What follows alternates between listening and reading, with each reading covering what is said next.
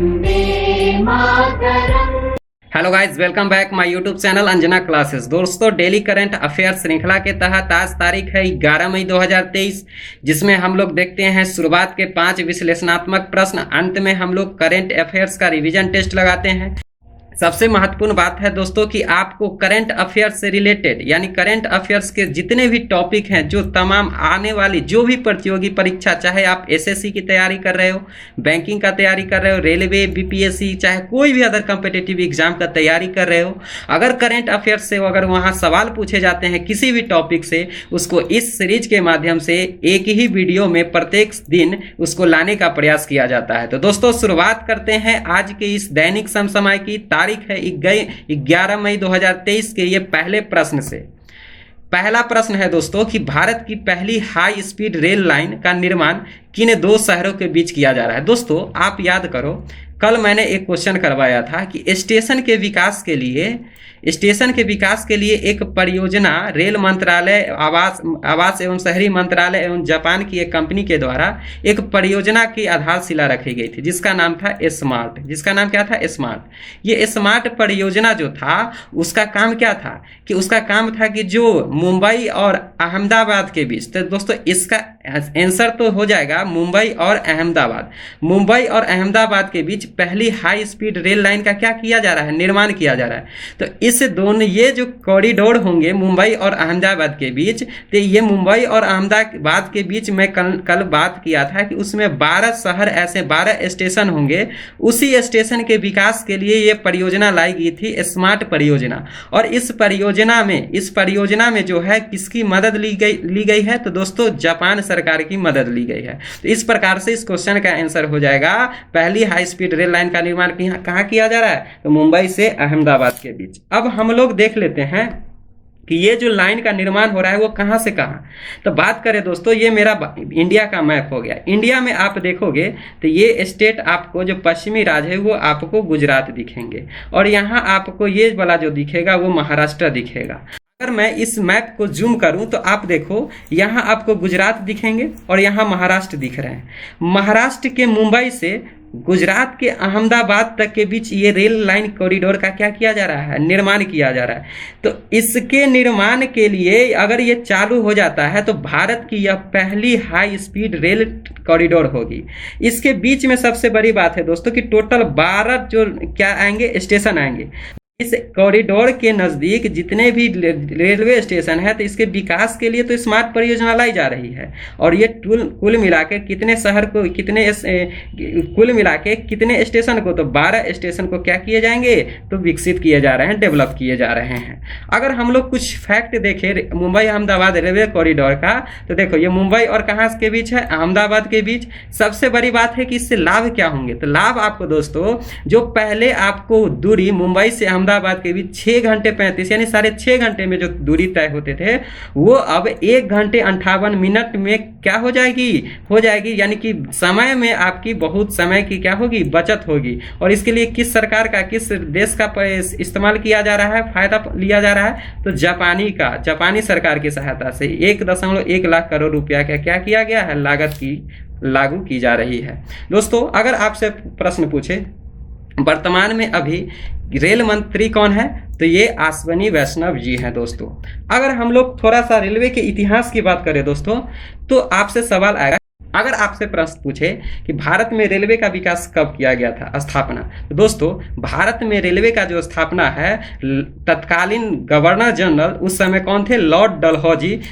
1853 ईस्वी की बात है। भारत में प्रथम बार रेलवे का स्थापना हुआ था, और जो तारीख है 16 अप्रैल 1853। तो 16 अप्रैल 1853 को प्रथम बार डलहौजी के शासनकाल में एक ट्रेन चलाया गया था बम्बई से थाने के बीच। और टोटल अगर दूरी की बात करें तो 34 किलोमीटर की दूरी क्या किया गया था? तय किया गया था। उस ट्रेन का नाम था फेरी क्यून। उस ट्रेन का क्या नाम था? फेरी क्यून, यानी इसको हम क्यून मेरी के नाम से भी जानते हैं। अगर हम बात करें 1951, यानी कि रेलवे का जो राष्ट्रीयकरण यानी नेशनलाइजेशन कब किया गया था? तो 1951 ईस्वी में। अगर हम भारतीय रेलवे की बात करें दोस्तों, तो आज वर्तमान के क्षेत्र में भारतीय रेलवे जो है एशिया का सबसे बड़ा रेल नेटवर्क है। और जो अगर हम बात करेंगे कि दुनिया का यानी प्रबंधन एकल प्रबंधन के तहत संचालित दुनिया का दूसरा सबसे बड़ा नेटवर्क है। अगर आपसे और इसमें और प्रश्न आपसे पूछ सकता है दोस्तों कि ये जो ट्रेन चला था 16 अप्रैल 1853 को, तो ये तो हो गया प्रथम भारत में चला था 34 किलोमीटर की दूरी। अगर कहेगा प्रथम इलेक्ट्रिक ट्रेन यानी कि प्रथम विद्युतीय ट्रेन कब चला था भारत में, तो ये चला था दोस्तों 1925 ईस्वी में, और ये भी चला था मुंबई से कुर्ला के बीच। मुंबई से कहाँ के बीच? कुर्ला के बीच। और इस ट्रेन का नाम था दक्कन क्यून, जबकि प्रथम बार जो चला था उसका नाम था फेरी क्यून। अगर हम लोग बात करें कि भारत का वैसा कौन सा राज्य है कि जहां रेलवे नेटवर्क नहीं, यानी रेलवे का कोई भी नेटवर्क नहीं है, यानी कि रेलवे लाइन नहीं है, तो भारत का एकमात्र राज्य सिक्किम है। जो सिक्किम में ये एक पूर्वोत्तर राज्य है जो रेलवे नेटवर्क से जुड़ा नहीं है। अगर हम लोग बात करें दोस्तों कि देखो भारत के जितने भी रेलवे हैं उसको अलग अलग जोन में बांटा गया है। वर्तमान में अगर जोन की बात करें दोस्तों तो रेलवे जोन की संख्या वर्तमान में भारत में 18 है, और इसको दिशा के आधार पे बांटा गया है। दिशा कैसे? मान के चलो पूरे भारत को अगर आप दिशा के आधार पे बांटोगे तो इस प्रकार से आप दिशा का निर्धारण होता है। तो इधर ईस्ट हो गया, इधर वेस्ट हो गया, ऊपर नॉर्थ हो गया, नीचे साउथ हो गया। बीच का जो होगा उसको मध्य की भाग बोलेंगे। जैसे एक एग्जांपल ले लो, उत्तरी रेलवे का मुख्यालय अगर पूछेगा, उत्तरी रेलवे का मुख्यालय कहाँ है? दिल्ली में है। जबकि उत्तरी मध्य का पूछेगा तो कहाँ होगा? प्रयागराज। इस प्रकार से जितने भी रेलवे जोन है उनको आप दिशा के आधार पे, अगर आप मैप का आपका ज्ञान है तो दिशा के आधार पे सब जोन को आप लोग याद कर सकते हैं। बिहार में बात करें तो बिहार में पूर्व मध्य रेलवे हाजीपुर है, जो बिहार में एकमात्र रेलवे जोन है दोस्तों। अब अगला प्रश्न है दोस्तों कि जम्मू कश्मीर के बाद अब किस राज्य में, जम्मू कश्मीर के बाद अब किस राज्य में लिथियम का भंडार मिला है?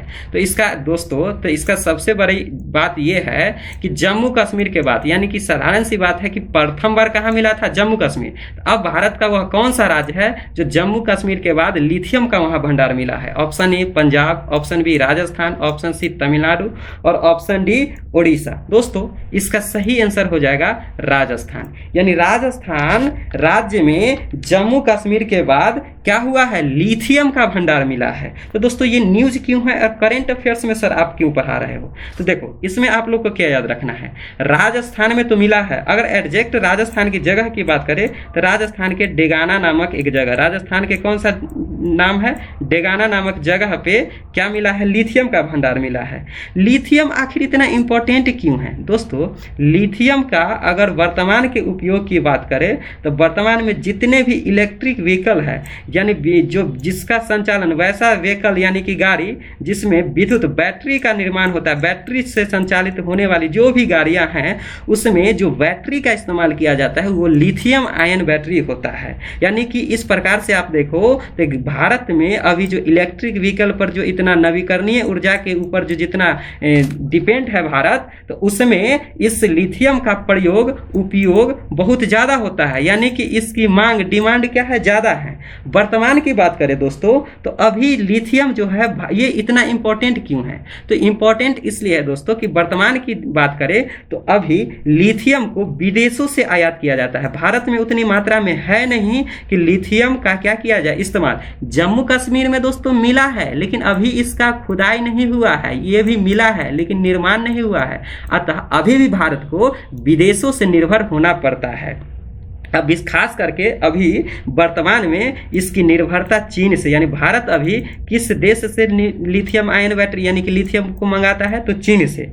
अब क्या होता है? अब सोचो दोस्तों, अगर विदेशों से आयात होंगे, प्रयोग आपके देश में ज़्यादा है, अब विदेशों से जब ज़्यादा मात्रा में आप आयात करोगे तो ये महंगा हो जाएगा। तो यही कारण है कि लिथियम बहुत महंगा है, और लिथियम महंगा होने के कारण बैटरी महंगा होगा, बैटरी महंगा होने के कारण यहाँ का भाड़ा, इलेक्ट्रिक व्हीकल महंगा होंगे। इसी प्रकार अगर ये आपका संकेत है कि राजस्थान में अगर ये मिला है, अगर इसका खुदाई से ये निकल जाता है तो लिथियम की जितनी उपयोगिता ये आपको मिल जाते हैं, तो लिथियम की जो निर्भरता है विदेशों से वो समाप्त हो जाएगा और लिथियम पर भारत खुद डिपेंड हो जाएगा। अब हम लोग देखेंगे कि इसका प्रयोग जो है कहाँ होता है। देखो दोस्तों, वर्तमान की बात करें तो इसका प्रयोग अभी हमने बात किया कि जितने भी लिथियम आयन बैटरी यानी इलेक्ट्रिक व्हीकल में, मोबाइल में, चार्जर में, या जितने भी जो इंस्ट्रूमेंट आप देखते हैं इलेक्ट्रिक का, वहाँ पे अधिकांश जो बैटरी का प्रयोग किया जा रहा है वो किसका प्रयोग किया जा रहा है? लिथियम आयन का।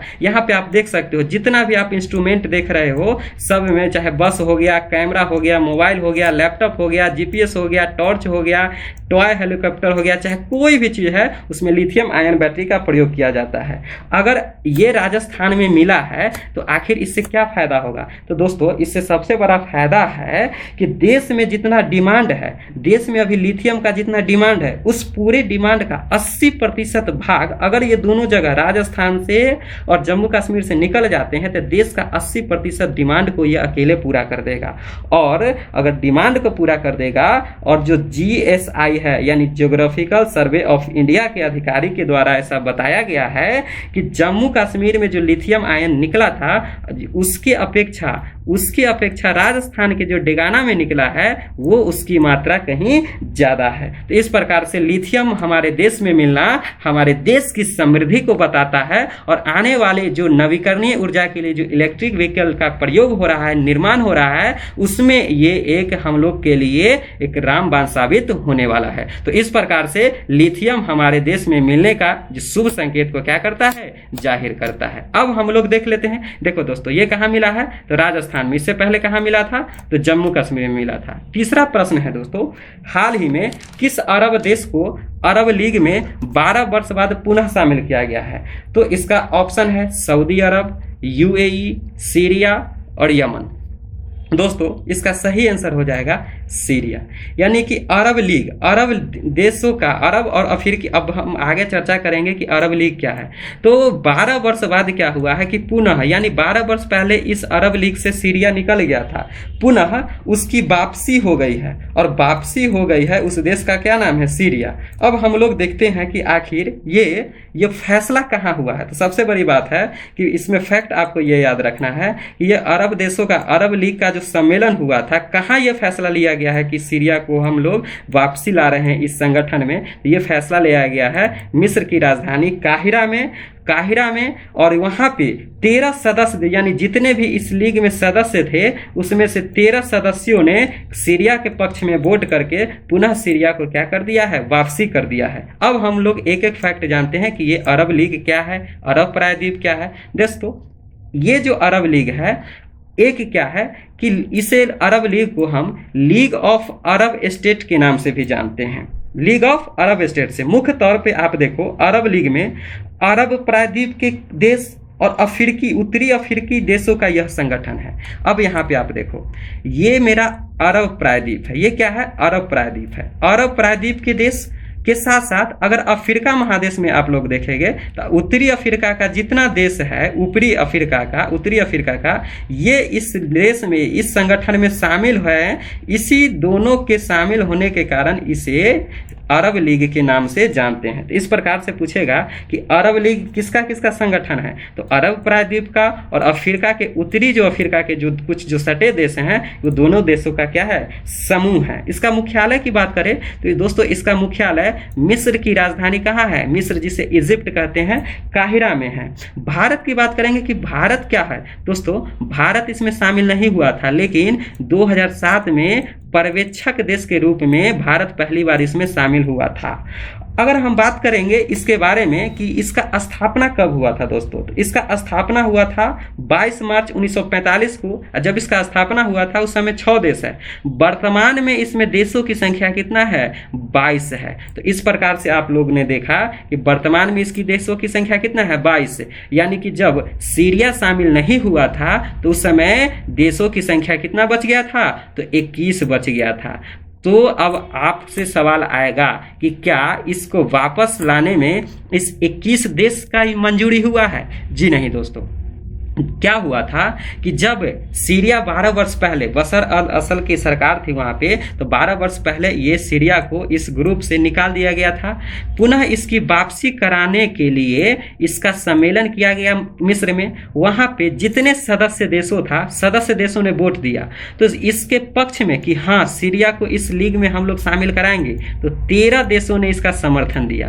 तो कहेंगे कि 8 देश कहाँ चल गया दोस्तों? 8 देश ने क्या मना कर दिया क्या? जी नहीं दोस्तों, मना नहीं किया, बल्कि ये वोटिंग में ही हिस्सा नहीं लिया था। इस प्रकार सीरिया के पक्ष में कितना वोट आया? तो 13 वोटों ने 13 देशों ने 13 देश के फॉरेन मिनिस्टर यानी विदेश मंत्री ने ये क्या कर दिया, फैसला किया कि हाँ सीरिया को भी इस चीज़ में क्या ला दे, वापस ला सकते हैं। अगर मैप पे देखें दोस्तों, सीरिया का लोकेशन बात करें तो सीरिया आपको अरब में यहाँ दिखेगा। अब आपको एक फैक्ट यहाँ पे मैं बताता हूँ।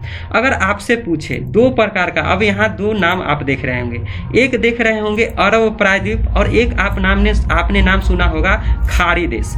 अरब प्रायद्वीप में वे देश आते हैं, अरब प्रायद्वीप में वे देश आते हैं जो अरब प्रायद्वीप में। प्रायद्वीप का अर्थ होता है दोस्तों कि जो 3 तरफ पानी से घिरा हो। देखो यहाँ जो है ये पानी से घिरा है, यहाँ पानी से घिरा और इधर समुद्र से घिरा, यानी टोटल इतना जो देश आपको दिख रहे हैं, इस देश पे जितने, इस जो द्वीप पे जितने देश बसे हैं, इसे हम अरब प्रायद्वीप के नाम से जानते हैं। तो कहेंगे कि आखिर अरब प्रायद्वीप में कौन कौन देश आते हैं? तो अरब प्रायद्वीप में आपको 7 देश आएंगे, एक एक करके देखो। Saudi Arab, Yemen, Oman, UAE, Qatar, Bahrain, Kuwait, कितना आएगा? 7। Saudi Arab 1, Yemen 2, Oman 3, UAE 4, Qatar 5, Bahrain 6 और कुवैत 7।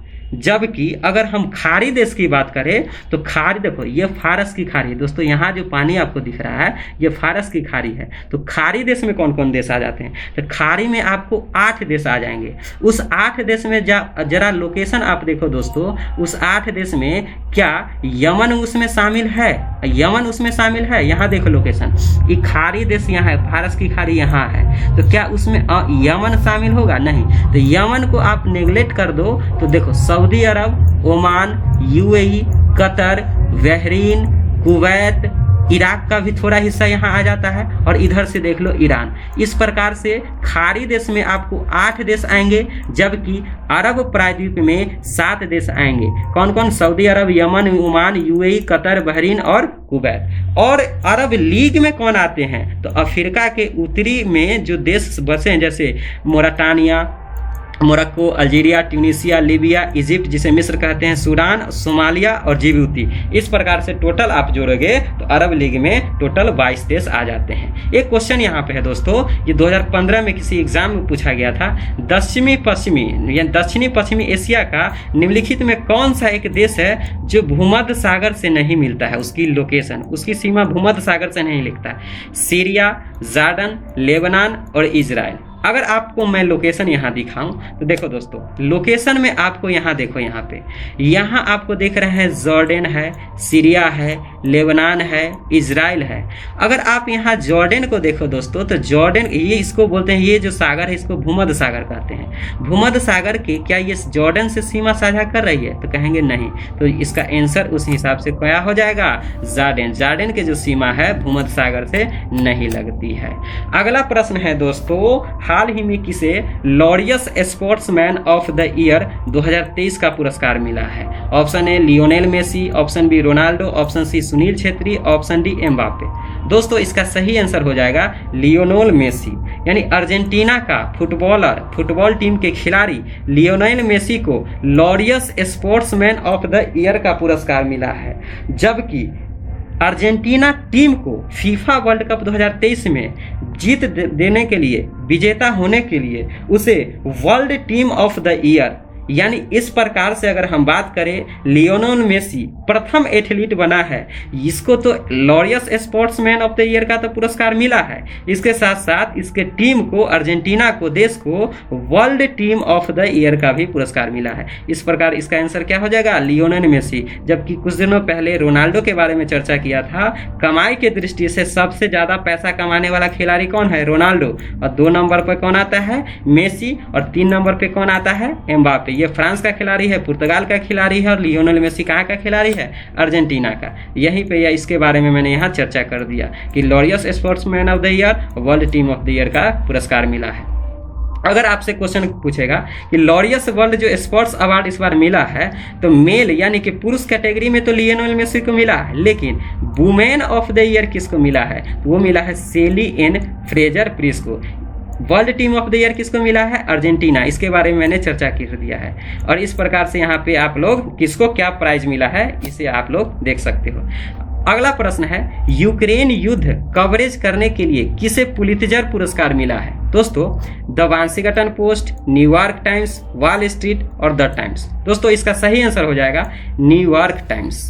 अब हम लोग देखें ये पुलित्जर पुरस्कार होता क्या है। दोस्तों, पत्रकारिता के क्षेत्र में यानी मीडिया सेक्टर में अतुल्य योगदान देने के लिए जो पुरस्कार दिए जाते हैं, वर्ल्ड का सबसे बड़ा पुरस्कार, उसे पुलित्जर पुरस्कार के नाम से जानते हैं। तो ये यूक्रेन और रूस के जो युद्ध हुआ था, यहाँ रूस छूटा हुआ है, उस यूक्रेन रूस जो युद्ध हुआ था उसको कवरेज करने के लिए न्यूयॉर्क टाइम्स और इसके जो अधिकारी थे, काम करने वाले कर्मचारी थे, उन दोनों को सामूहिक रूप से पुलित्जर पुरस्कार इस बार दिया गया है। ये बहुत से सारे कैटेगरी में मिला है। ये किसी में मिला था, रसिया यूक्रेन के कवरेज करने के लिए। अगर हम पुलित्जर पुरस्कार के इतिहास की बात करें तो इसकी शुरुआत 1917 ईस्वी में हुआ था। किसके नाम पर यह पुरस्कार दिया जाता है, जोसेफ पुलित्जर के नाम पर दिया जाता है। और पत्रकारिता के क्षेत्र में यानी मीडिया सेक्टर में यह पुरस्कार दिया जाता है। अब हम लोग कुछ महत्वपूर्ण नियुक्ति एवं निधन देख लेते हैं। दोस्तों, बैडमिंटन एशिया के उमर रशीद को तकनीकी अधिकारी समिति का अध्यक्ष नियुक्त किया गया। यानी कि बैडमिंटन एशिया ने उमर रशीद को क्या किया गया है, तकनीकी अधिकारी समिति का अध्यक्ष नियुक्त किया गया है। अब खेल विशेषांक में क्या है दोस्तों, खेल विशेषांक में तो एक चर्चा कर दिए, लेकिन आज मैं आपको 4 खेल से 4 क्वेश्चन जो एग्जाम में पूछ सकते हैं उसके बारे में चर्चा करूंगा।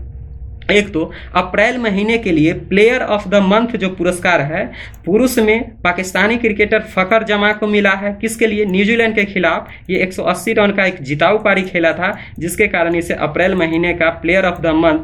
वही नारूमोल चायवई, ये थाईलैंड की महिला क्रिकेटर है, अप्रैल महीने के लिए पुरुष ऑफ द मंथ का पुरस्कार मिला है। अगला यहाँ पे देखो दोस्तों, ये आईपीएल से रिलेटेड है। आईपीएल में 3 महत्वपूर्ण रिकॉर्ड बने हैं दोस्तों। एक तो यजुवेंद्र चहल एक लेग स्पिनर है। यजुवेंद्र चहल भारतीय खिलाड़ी है जिसे आईपीएल इतिहास में सर्वाधिक विकेट लेने के मामले में रिकॉर्ड की बराबरी, तो ये किसके रिकॉर्ड की बराबरी की है, तो ये यजुवेंद्र चहल जो है डेवन ब्रेवो के रिकॉर्ड की बराबरी कर लिया है विकेट लेने में। दूसरा न्यूज है, आईपीएल इतिहास में 1000 रन बनाने वाला दूसरा सबसे युवा क्रिकेटर बना यशस्वी जायसवाल। दोस्तों, क्या हुआ कि यशस्वी जायसवाल जो था, ये ऋषभ पंत को पीछे छोड़ते हुए सबसे कम उम्र में भारत के तरफ से 1000 रन बनाने वाला खिलाड़ी बना है। और तीसरा है, विराट कोहली ने रचा इतिहास। कैसा इतिहास कि आईपीएल में 7000 रन बनाने वाला बना दुनिया का पहला क्रिकेटर। तो विराट कोहली आईपीएल में 7000 रन बनाने वाला दूसरा क्रिकेटर बना है। अन्य महत्वपूर्ण जानकारी की बात करें दोस्तों, तो श्रीलंका से आपको 2 खबर हैं। श्रीलंका के पर्यटन क्षेत्र में भारत का शीर्ष स्थान, यानी श्रीलंका पर्यटन के लिए जाना जाता है, आप लोग को मालूम है। तो पर्यटन में विदेशी पर्यटकों की संख्या में सबसे ज्यादा वहां जो संख्या में गया है पर्यटक, उसमें भारत को अव्वल स्थान मिला, यानी सबसे ज्यादा कौन गया है, भारत। और दूसरा न्यूज है श्रीलंका से ही रिलेटेड कि श्रीलंका के सुप्रीम कोर्ट ने समलैंगिकता को अपराध की श्रेणी से किया है मुक्त, यानी अब वहां की सुप्रीम कोर्ट ने यह इजाजत दे दिया है होमोसेक्सुअलिटी के लिए, पुरुष और पुरुष से संबंध, महिला का महिला से संबंध, जो समलैंगिकता है उसको अपराध की श्रेणी से क्या कर दिया गया है, मुक्त कर दिया गया है। अभी तक इसके लिए वहां के सरकार के द्वारा क्या किया जाता था, अपराध की श्रेणी के तहत उसे जुर्माना, जेल और अलग अलग सजा का प्रावधान किया गया था। अगला इंपॉर्टेंट जानकारी है दोस्तों, भारत ने म्यांमार में किया 7वें बंदरगाह का संचालन। आखिर इसके बारे में चर्चा हम 2 दिन पहले किए थे कि देखो, भारत और म्यांमार के बीच एक 7वें बंदरगाह को विकसित किया गया है। दरअसल क्या है कि मैंने ये चिकन नेक के बारे में चर्चा किया था कि भारत मुख्य भूमि से पूर्वोत्तर क्षेत्र के लिए जाने का रास्ता ये चिकन नेक है। इस पे चाइना जो क्या है अपना नजर बनाए रखता है इसको हटाने के लिए, ताकि भारत अपना कंट्रोल मुख्य भूमि के रास्ते से इधर अपना कंट्रोल खत्म हो जाए। तो भारत अल्टरनेट रास्ते के लिए क्या किया है, म्यांमार के साथ समझौता किया है 7वें बंदरगाह, और बांग्लादेश के साथ किया है चटगांव बंदरगाह। दोनों के द्वारा यहाँ अपने यात्री को, सामान को उतार के और अपने मुख्य भूमि से अल्टरनेट रास्ता के रूप में क्या किया है, सब्सिडरी के रूप में अपना एक अलग रास्ता की खोज की है। अब हम लोग 10 मई का रिवीजन देख लेते हैं। 42वां आसियान शिखर सम्मेलन का आयोजन कहाँ किया गया था? तो इंडोनेशिया में किया गया है। भारतीय सेना ने एलएसी के पास एक एकीकृत निगरानी और मारक क्षमता का अभ्यास किया है। उस अभ्यास का क्या नाम है? तो बुलंद भारत। तीसरा प्रश्न है, स्टेशन क्षेत्र के विकास के लिए किसके द्वारा स्मार्ट परियोजना, अभी मैंने चर्चा किया था, महुआ यानी आवास और शहरी मंत्रालय, रेल मंत्रालय और जीका, ये तीनों के द्वारा किया गया था। अगला प्रश्न है, हाल ही में किस राज्य में हरे कृष्णा हेरिटेज टावर की आधारशिला रखी गई है? दोस्तों तेलंगाना के सीएम केसीआर के द्वारा। उसके बाद हाल ही में किसके द्वारा ऑनलाइन ट्रेनिंग का कार्यक्रम स्टार्ट शुरू किया गया है? किसके द्वारा? इसरो द्वारा किया गया है ऑनलाइन ट्रेनिंग कार्यक्रम, जिसका नाम है start space science and technology awareness training. दोस्तों उम्मीद करते हैं आपको ये श्रृंखला पसंद आया होगा। अगर पसंद आया होगा लाइक, सब्सक्राइब तथा दोस्तों में शेयर जरूर करें। तब तक के लिए जय हिंद, जय भारत।